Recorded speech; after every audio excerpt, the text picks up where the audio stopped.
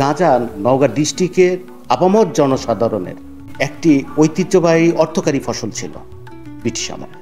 সেই ব্রিটিশের ভদ্রলোক যখন এই এলাকায় গাঁজা চাষ করত, গাঁজা চাষি বর্গের সন্তানেরা শিক্ষিত হোক, এই দাবির পরিপ্রেক্ষিতেই তখন এসডিও সাহেব এবং গাঁজা সোসাইটি এই গাঁজামহল উচ্চ বিদ্যালয় একটি সেন্ট্রাল স্কুল হিসাবে স্থাপন করার সিদ্ধান্ত গ্রহণ করেন।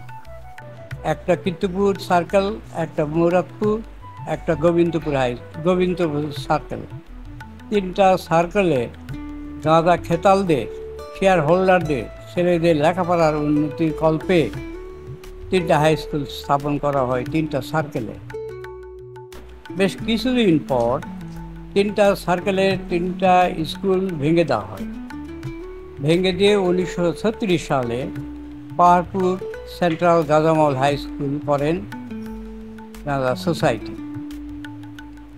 তখন থেকে এই স্কুল গাঁজা সোসাইটি পরিচালনা করত, দেখাশোনা, খরচান্ত সব কিছু বহন করত গাঁজা সোসাইটি। এবং স্কুলের ভিত্তি স্থাপনের সময় উনি 1 ভরি সোনা দিয়ে প্রতিষ্ঠিত করেছিলেন। পাহাড়পুর গাঁজামহল উচ্চ বিদ্যালয়, এই বিদ্যালয়টিকে নিয়ে অনেকের মাঝে নাবোধক বা নেগেটিভ কিছু কথা রয়েছে, কিন্তু আসলে এর ইতিহাস অনেক গৌরবোজ্জ্বলিত। কারণ সেই ব্রিটিশদের দেওয়া এই নামটা, অনেক পুরনো এই নামটা, এর পেছনের ইতিহাস অনেক গৌরবের চেতনাকে ধারণ করে, লালন করে।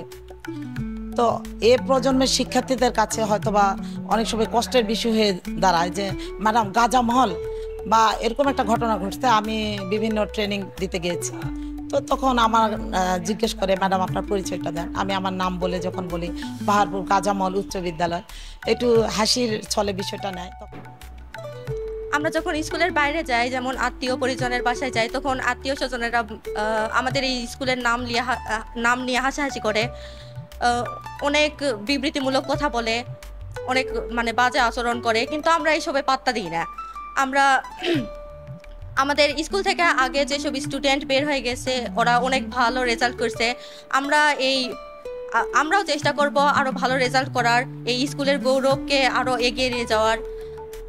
এ ব্যতীত আশেপাশে অনেকে আমাদের ছোট করে দেখে, এই কারণে আমরা তখন সেই ফুল স্পেলিংটাকে বাদ দিয়ে ছোট করে পাহাড়পুর জেএম উচ্চ বিদ্যালয় বলি। কিন্তু আমি মনে করি আমাদের উচিত গর্বের সাথে পাহাড়পুর গাঁজামহল উচ্চ বিদ্যালয় বলা, কারণ এতে আমাদের স্কুলের গৌরবটা ফুটে উঠবে।